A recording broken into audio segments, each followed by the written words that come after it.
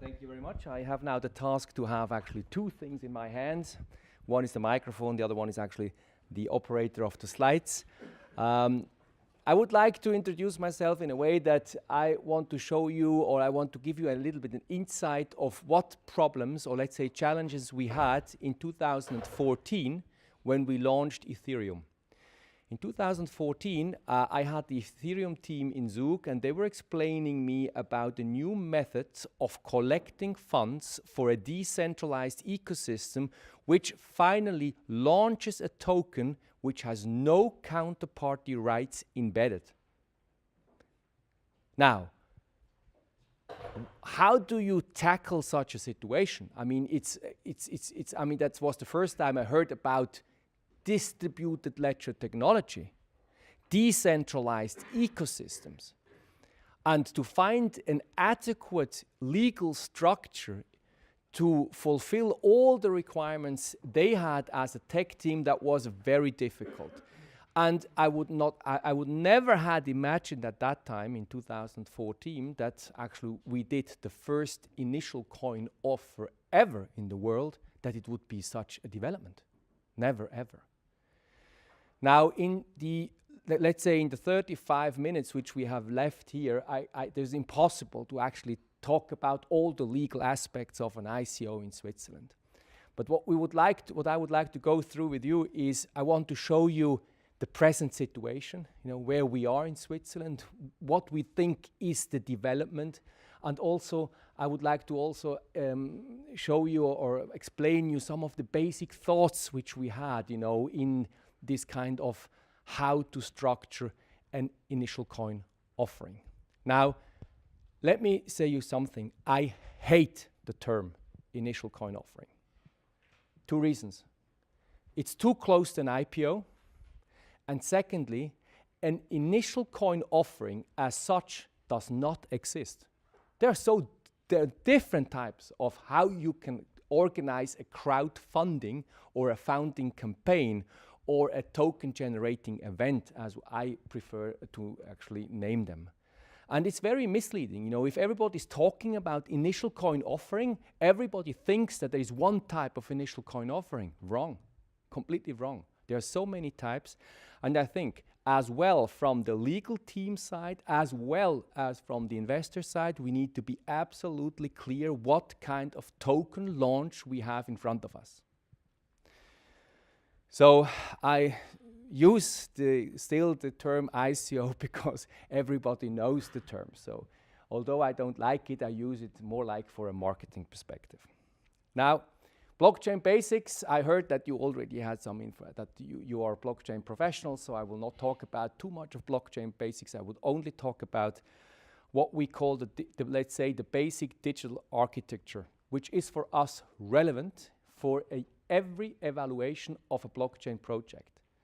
Every blockchain project or the distributed ledger project has these three levels. One is the protocol level. This is the base layer. Is it a Bitcoin protocol, Ethereum protocol, whatsoever? The second level is the application level. And the third one is the access, is the old style server level. So whenever we evaluate a token generating or ICO project, we actually evaluate these three levels. Now, the protocol level is the level where we book the transfers. So it's like a property registry, and this is, let's say, for the economic value behind it, for the transfer, for the booking, for the accounting, the most relevant ledger level. If this doesn't work, the whole system doesn't work. So for our evaluation, depending in which industry, let's say, for which application we want to apply or use such a protocol, not every protocol is suitable. So for example, for some of the banking application, we might not be able to use the Ethereum protocol for several reasons. So if we evaluate the project, if we evaluate the product based on a project, we start always with an evaluation on the protocol level as a first level. And we just discussed this morning about also, there will be, and what we see now is an integration of these blockchain-based products into the regulated financial market. We already did that last year when we advised the bank to accept Bitcoin as an asset class in the banking environment. So what we needed to know is, and to show within a risk process, what risk profile, for example, a Bitcoin has. And in the evaluation of the risk profile, you start with the evaluation of the protocol. And there are already a lot of analysis available for these protocols, but not systematic enough and not standardized. So it's very difficult sometimes actually to get the right information whether or not this protocol is really suitable. The second level is the application level. And the application level is for the design of each of the project the most relevant one, because in the application you design the rights which are embedded, or the functionality which are embedded in the token.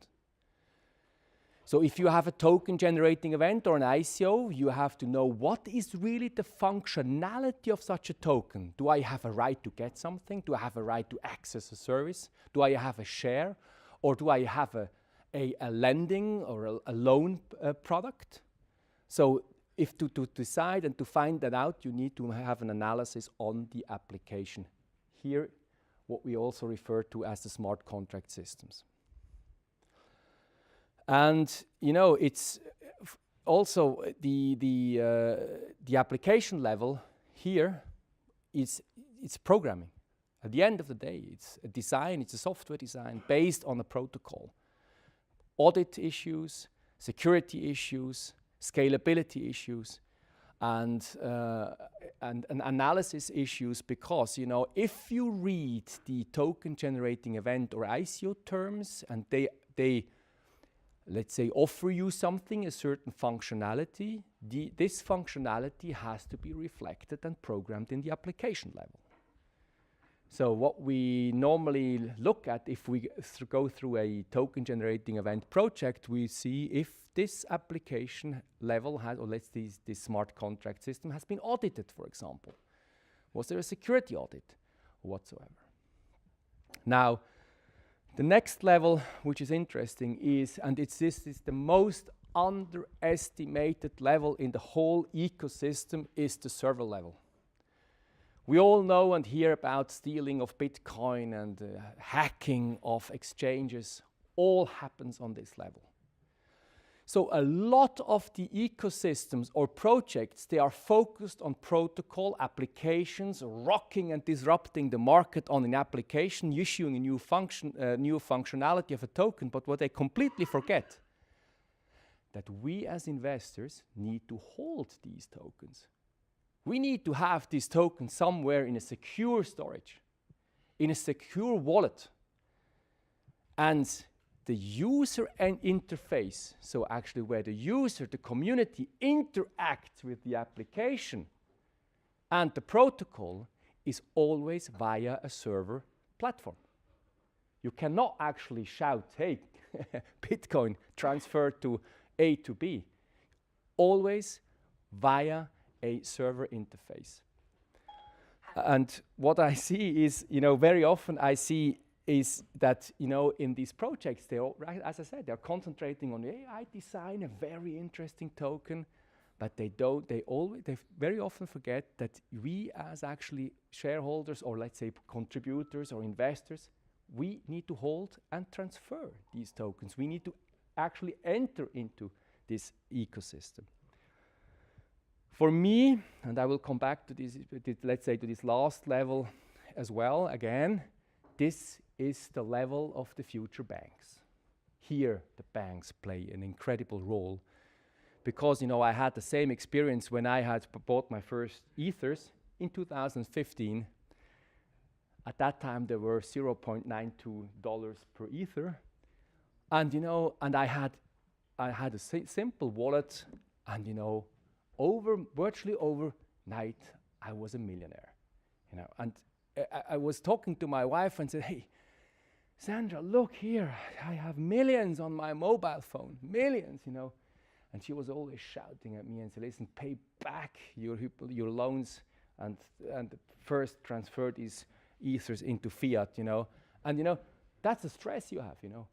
And that's why I think, you know, I would, if my bank, the UBS, had at that time the possibility that I could store my ether in their bank, I would have gone there, you know. And I would even pay them 5,000 Swiss francs to do the storage, because then I could sleep much better than I did in the first year.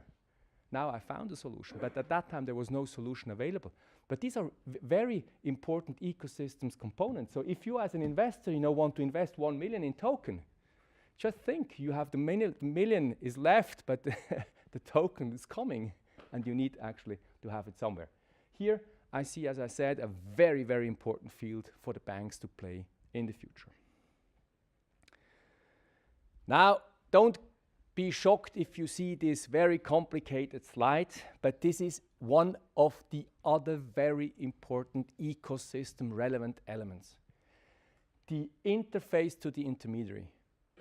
At the moment, the existing banks or the existing financial industry can close down or can make it very hard for the decentralized ecosystem, because if the interface between the fiat world and the token world does not function, it's getting difficult, because at least the taxes you need to pay in fiat, even if you have a very, very successful a token ecosystem.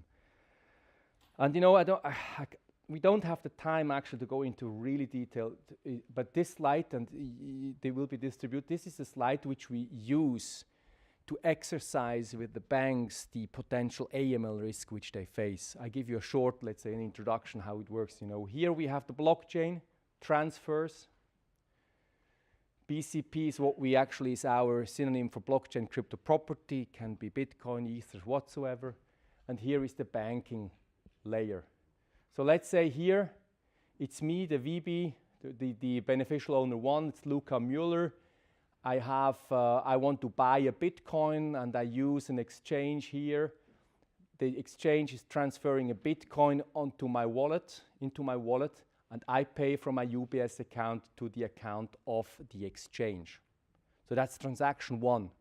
I enter into the token world using my fiat, paying my fiat into the account of the exchanger, entering in.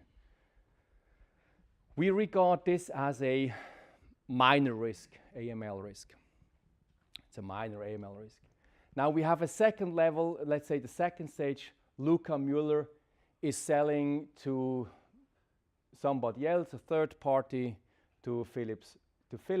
You know, here Philip is actually paying also. I sell my Bitcoin. He's actually selling me a Ether, a complete on-chain transaction. We would say it's not an increased. It could be an increased, but it's not really. I mean, it's a manageable AML risk. Now, where it gets a little bit more difficult is actually to exit. Once you have your token, let's say here is Luka Müller again, having a lot of ethers. Value of ethers going up and up and up. And now I say, okay, wife in my neck, I want to sell. So I'm looking for an exchange, I want to sell, and I actually talk to my bank officer at the bank UBS. Hey, UBS bankers, you will get 2 million now in the next 2-3 days, and the 2 million will be paid from a bank account in Liechtenstein, because the exchanger only has a bank account Liechtenstein or Hong Kong or some of these remote places. Now, AML processes start to run, you know. And here you will see it. That's also a point which you have to take into account as well. You know, if you invest into the crypto world and you want to exit one, at the moment this is the most critical element. You know, and here all the banks are actually exercising, you know, all their AML risk processes. And here we need, this is very, very, very important, that we need from the ecosystem, from the token ecosystem, we need to find solutions here that we can actually handle potential AML risk. Because here, really, there is a risk that if this token, for example, was of criminal origin, that the proceeds out of a sale could be integrated in the financial system. So that's actually, it's a valid risk. And if you read the 5th AML regulation, as well as the recommendations of the Financial Action Task Force, they clearly identify this as the major, let's say, AML money laundering risk in this token ecosystem. Another element which is very often forgotten in the investment, but you need to have an eye on. And it starts, already that when you launch a token, that you have in mind, what could be the potential history, transaction history analysis, which we can provide to the banks and to the intermediaries to ease and or solve this issue. Now, this is the absolutely, from a didactical point, a hammer slide, and you're not supposed actually to fully understand it, but I will guide you through. But the advantage of this slide is, in one slide, you have a full picture of the situation of a token generating event, primary market in the issuing side, in one slide, all in. So let me guide you through that you can, after my little speech, then study it, and if you have questions, call me. Now, we did a basic classification of the tokens. And I would start, forget the last one, the token category 3. This is the future. Let's focus on 1 and 2. Now, the one category is what we call the native utility tokens. And these are these really crazy non-counterparty tokens. Has never existed before in legal history. And token category 2 is if it are tokens which have a counterparty, which actually have a right or whatsoever against a physical legal counterparty. Now, let's start with the counterparty token. Here you have what we call IOU token. It's payment or whatsoever. Then you have derivatives, fund tokens, equity token, membership token. Always giving a right, more like the functionality of the token is more like what we call in German ein Wertpapier. It's a means of, or let's say, of a proof of something. But it gives you a right against a legal counterparty. Here, we are very, very, very, very close into the regulatory field. Here, I would say the distributed ledger technology is not rocking. It's more like a process advantage. It is a modern type of a security. It's a modern type of transferring rights, transferring functions. So here, as I said, in this area, we are more in the regulated field, but this one is really the new world. And that's what makes it also from a legal point of view so difficult. If you have a token which has a certain value, can be transferable, but if, for example, such a token would not operate, you would have no right, no possibility to claim against a physical third party. So if Bitcoin is down or Ether is down, there is nobody to claim. Nobody. And that's what makes, this is what, if you launch a token or if you're evaluating a project, this is something which is very relevant and interesting at the same time. And it's absolutely crazy that we have protocols like Bitcoin and Ethereum being developed and successfully running, and nobody actually owns these protocols. It's unbelievable for us coming from the old world. Unbelievable, And people buying and selling it and using it as a means of transaction and transportation, although it has no counterparty. And that's, for me, these are, for me, the real token generating events. The rest is selling, issuing a financial product, a share, or whatsoever. But this is the masterclass And not a lot of projects qualify. Although they sell you, it might be a utility token. In fact, it's not. And so here, this slide shows what would be the regulatory situation if you issue such a token, in the primary, if you sell these tokens. You see license requirement, anti-money laundering requirement. Is there any let's say, a prospectus which needs to be done or not, and so on. On the bottom, the tax side, Klaus, for you.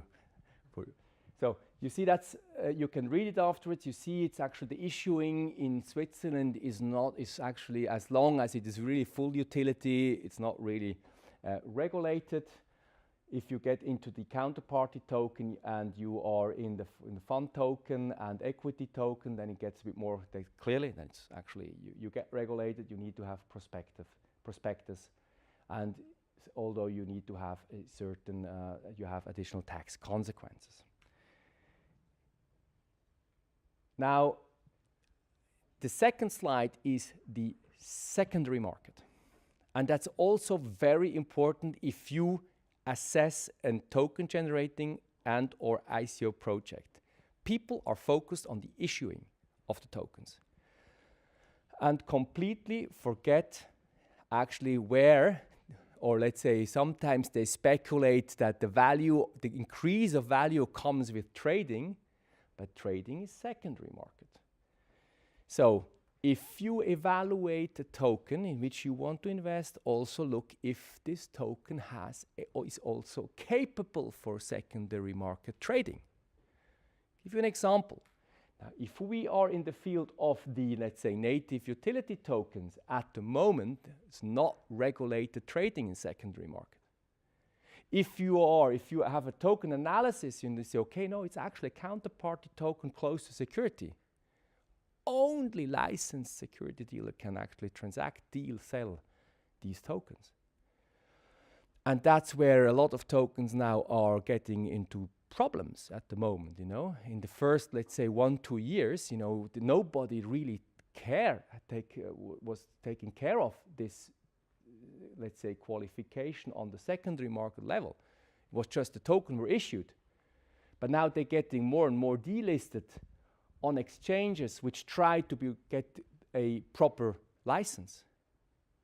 So if you evaluate the project, always look whether or not such a token can be traded, if there is a wish that such a token will be traded on a secondary market, that it can be traded on a secondary market environment.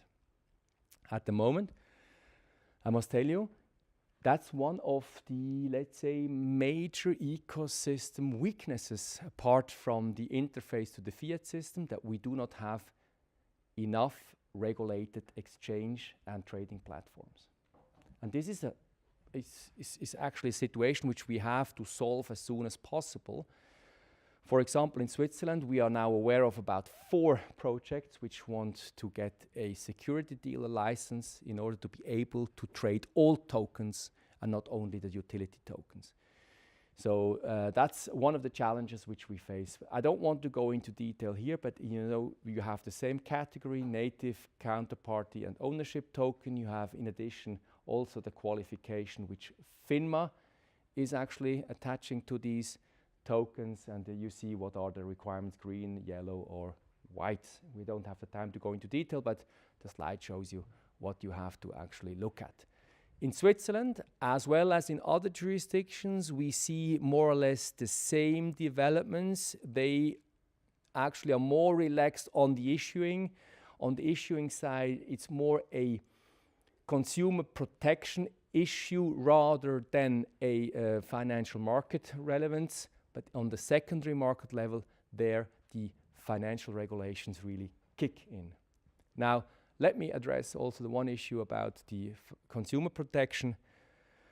I think this is one of the, again, an issue which is highly underestimated. A lot of people focus on regulation, financial market regulation. US, for example, Switzerland as well, talking about what kind of regulation does apply.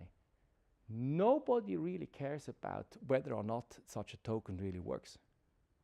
And I mean, from a consumer protection part, this is the most relevant thing. I mean, does it really help you if you have a fully regulated financial, fully regulated financial market regulated token, but this token is just shit? I mean, it doesn't really help you.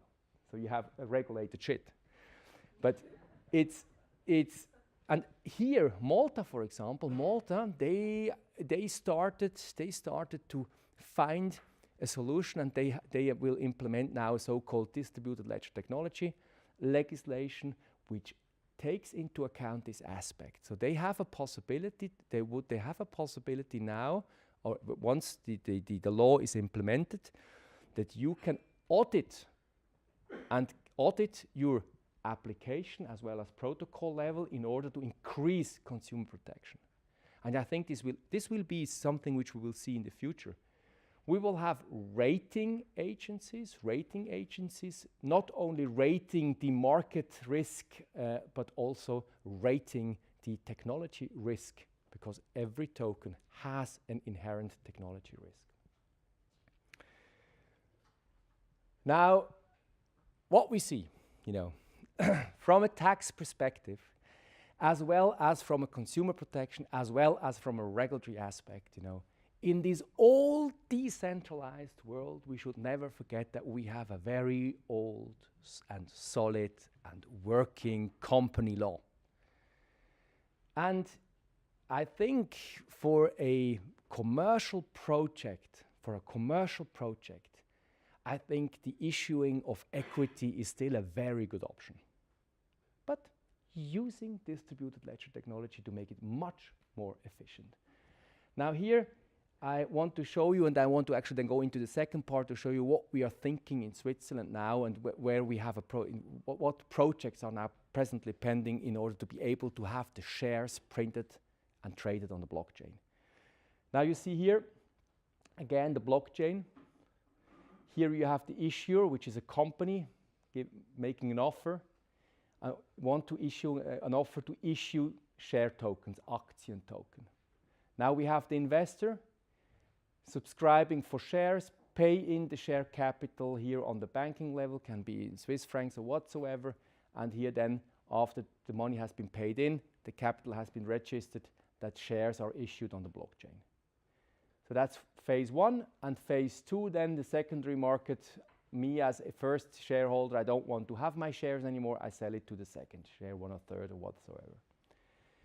Now, the blockchain technology is perfectly suitable for this kind of application. Actually, it's one of the easiest and one of the most efficient application. However, to actually transfer shares, you can, with blockchain technology, what you can do is on the application level, going back to the application level, you see here, you can register the right, one share of the Luka Müller AG, nominal value 100. You can register it's actually once registered, you cannot change it anymore. You can really print like I always forget the name in English, Urkunde. What is the name of Urkunde? Certificate. Thank you very much. You can print a certificate. And not only a certificate, you can combine the certificate with a function. So you can implement in the certificate the function to vote in a General Assembly, as well as a receiving function to receive dividends. So these are the smart shares of the future. And for me, using blockchain technology, incredibly sexy. If you have a share, with the share you can directly participate in General Assembly. With this share you can directly pay the dividends into this share and transfer this share. I think that's revolutionary. And I also think, and I repeat myself here, I think How far away are we from that? I mean, if you take a German limited company, it doesn't work because you have to go to the notary. But if you choose another form, how far away are we from your vision? Yeah, actually in Germany we are quite far away.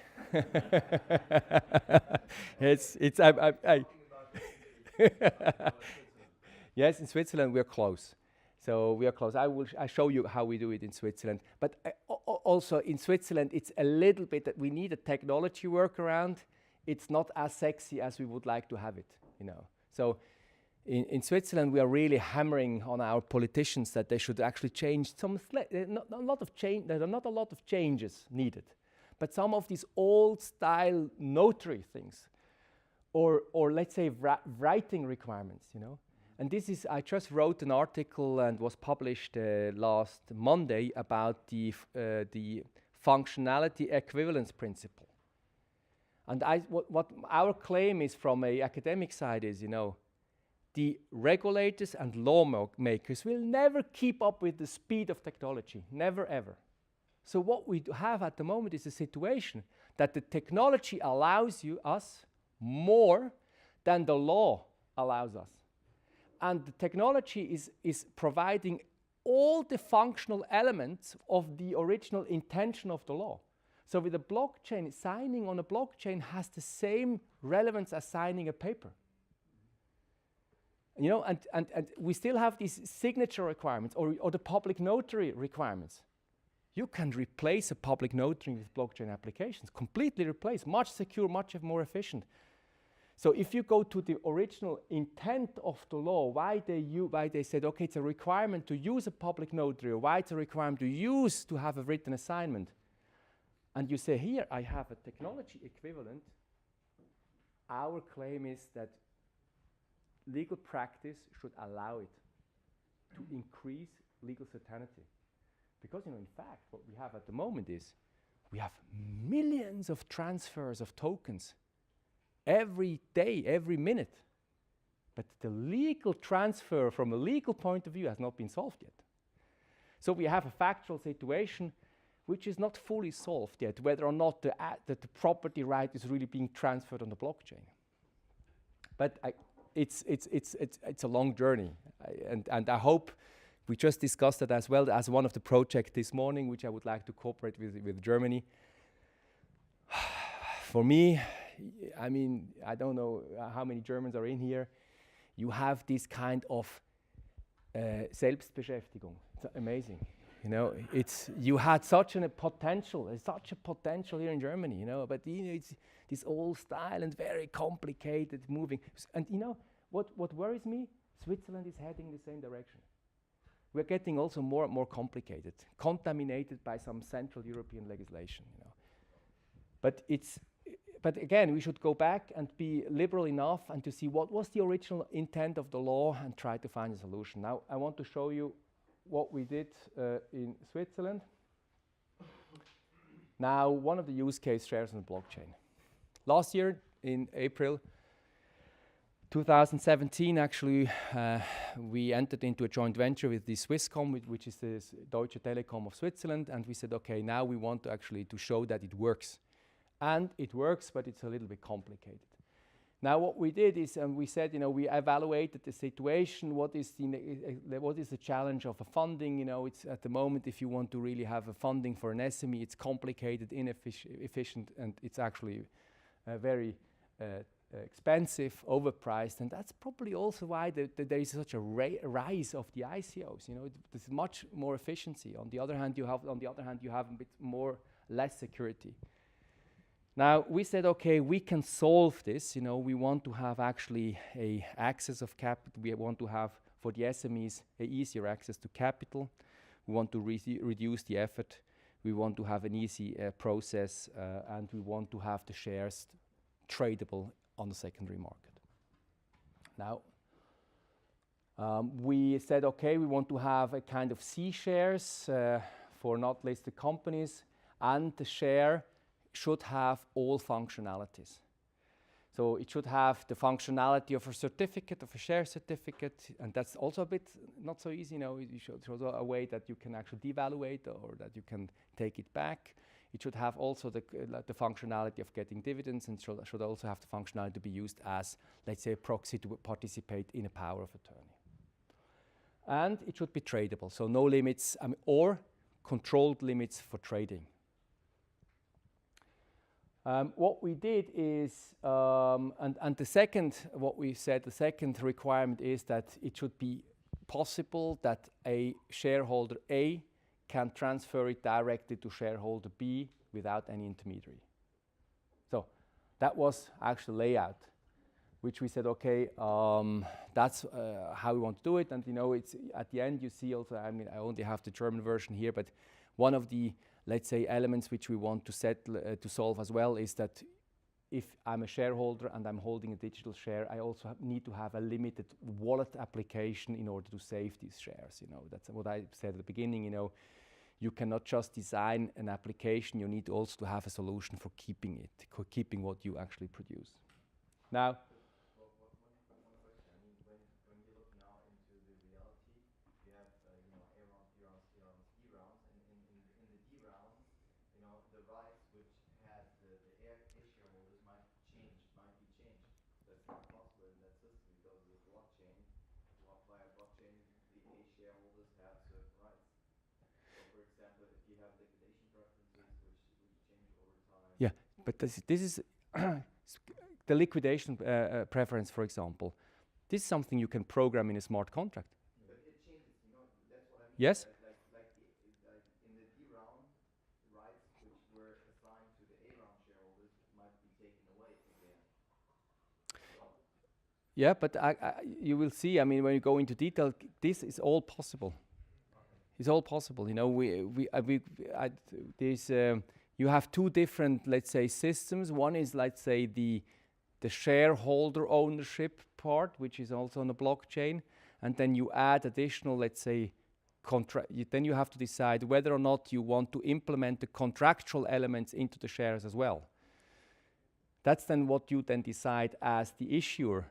You, as an issuer, you can decide, okay, here, the first level is the company law side. Okay, the company law side will be one share whatsoever. And then you then have, as an additional application, decide, okay, I add as a limitation and input data contractual elements. Let's say what we call Vinkulierungen, for example.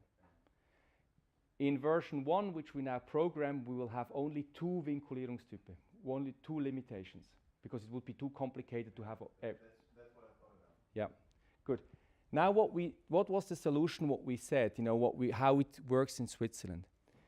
It works in Switzerland because we have the concept of value rights, what we call in German the Wertrechte, the dematerialization of certificates. We have this legal basis in Switzerland.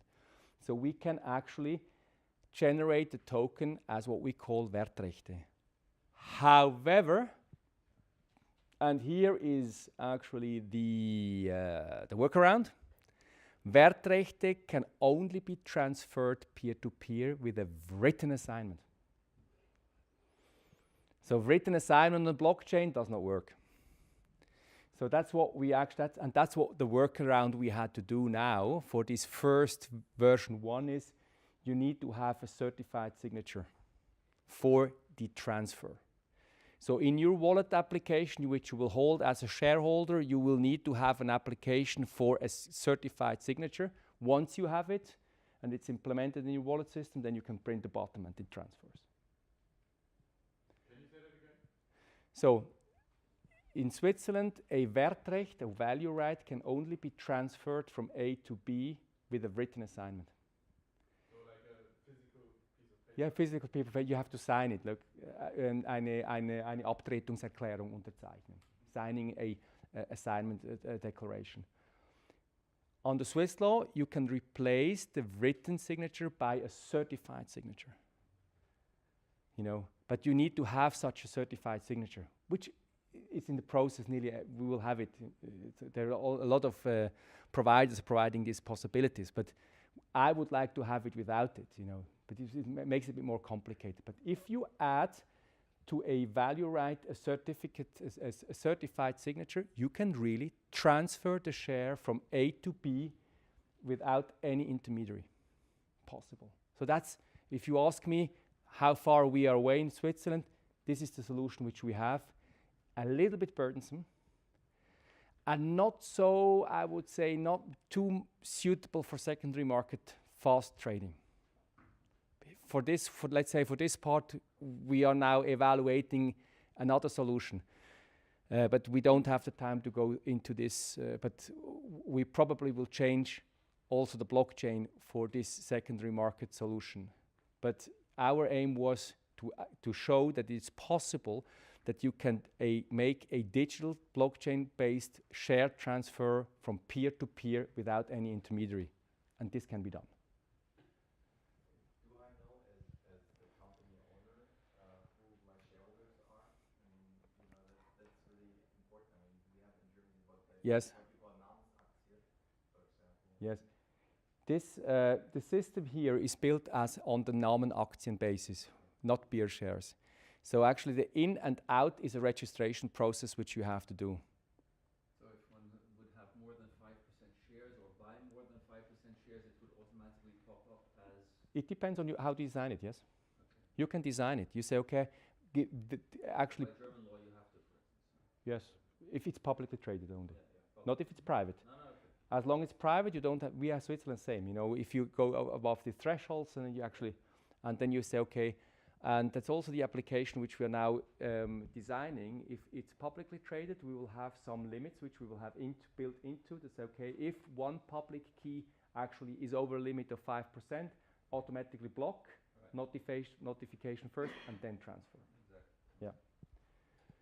So that's the situation, how it is, how we could solve it in Switzerland. We would like to achieve that we could actually take that out. And we think whether or not we could solve this issue in Switzerland, what we call with a Globalurkunde. In Germany, sorry, in Germany, that we could actually have a Globalurkunde and then, find there a workaround. Now, let's talk about, at the end, about the future of intermediaries. You know, it's a lot of the banks, you know, they think, you know, it's the end of their life has now begun because the technology will actually destroy them. Wrong, completely wrong, completely wrong. I think the transaction will be more efficient, so the transaction intermediaries will be cut out. We don't need any central transaction settlement system anymore if you have a blockchain. However, we would need to have the intermediaries for us to advise us, securely store, and issue these new products. So for me, I see that the banks, they have their original roles, but probably more efficient. Fantastic opportunities, huh? Fantastic. With lower margins and less people. Yeah, yeah, definitely. Good. So that's it. That's it. This was a little insight and overview where we stand. And my apologies for sometimes I was not actually going much into details, but you know that would be half a day or a day to get into all these details. And you know, because at the end of the day, it's really the detailed work to solve these issues. But I think the challenge and the privilege which we have is that we can use and we can work with this new technology and find better solutions for all of us. Thank you. I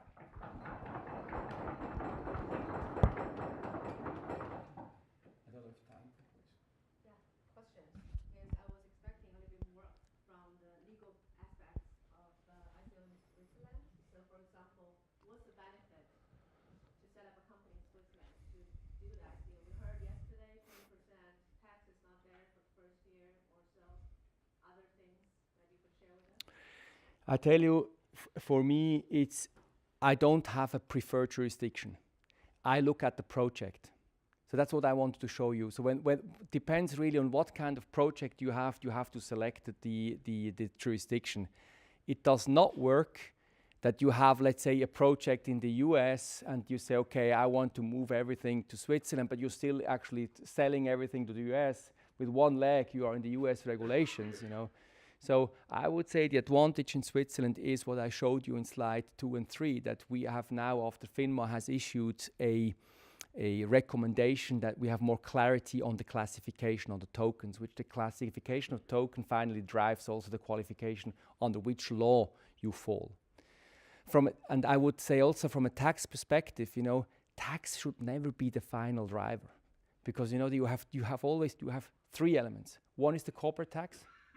Okay, Then go to Switzerland, probably a bit cheaper than Germany. But then you have actually the tax of the token holders, where you are, I mean, where you reside. And then it's also the qualification of the token functionality, whether or not it's VAT tax or we have a stamp tax.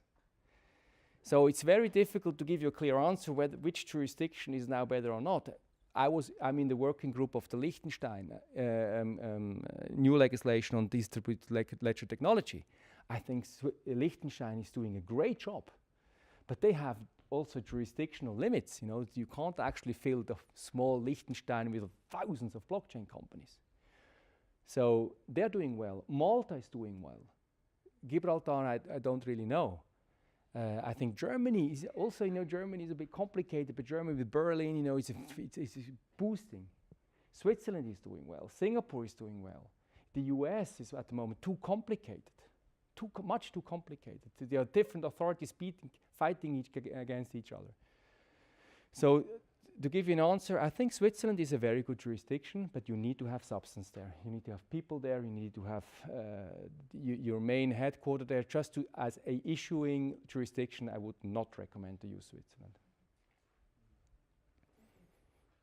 Just follow-up question to that. As a issuing jurisdiction, if you don't have people there, which jurisdiction would you recommend? Actually, none. It's too dangerous. If you separate the issuing process from really where you work, I think you have a high contamination potential. I would never recommend to have these. In the end, you'll be subjected to laws of where you're operating. You are always subjected, and it's all over the world the same, actually, jurisdictional principle. Where you work, where you transact, the laws apply. So it doesn't really help you if you find, let's say, Gibraltar issuing the token and you use the proceeds in Switzerland, and you will always have the same problems, facing so problems. I would never do that.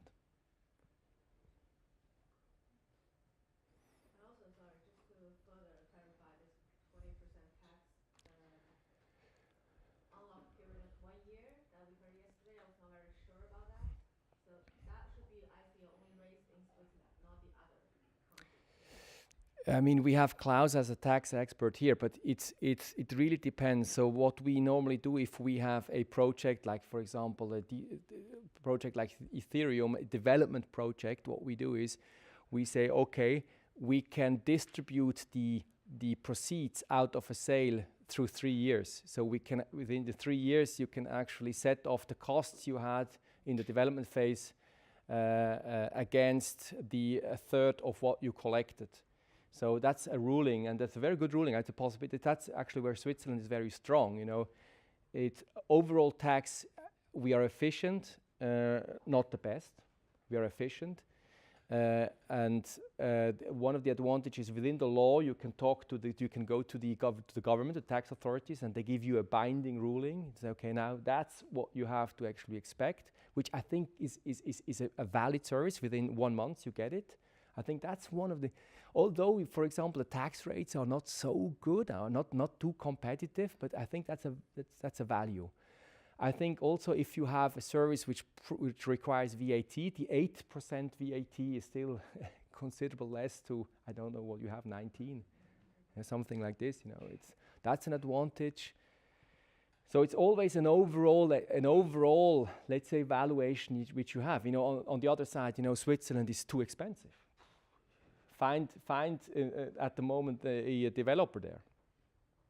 Under 200,000 Swiss francs per year, not so easy to find, you know.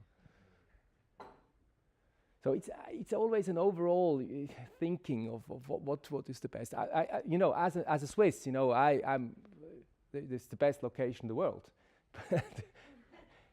We also have some disadvantages.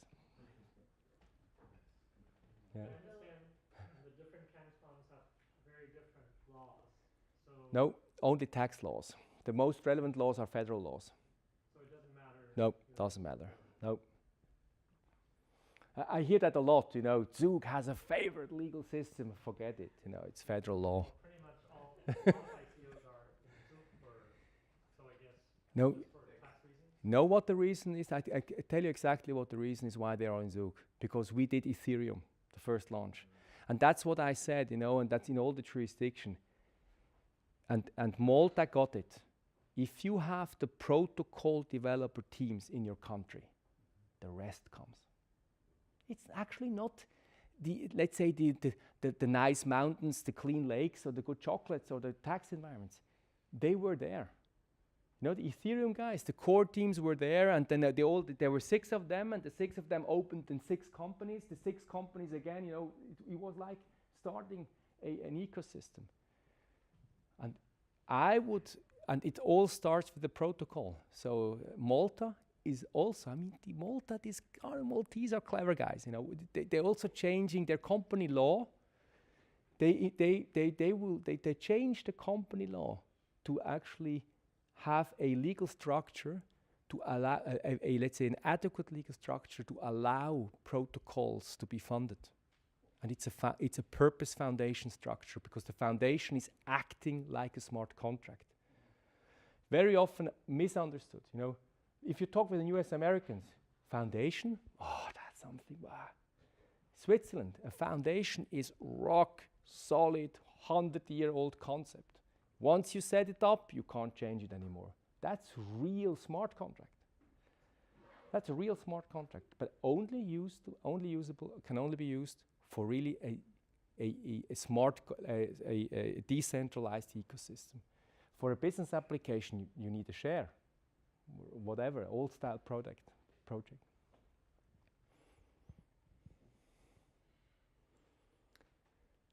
Other questions? Sorry, we're a little bit late. Okay, thank you very much.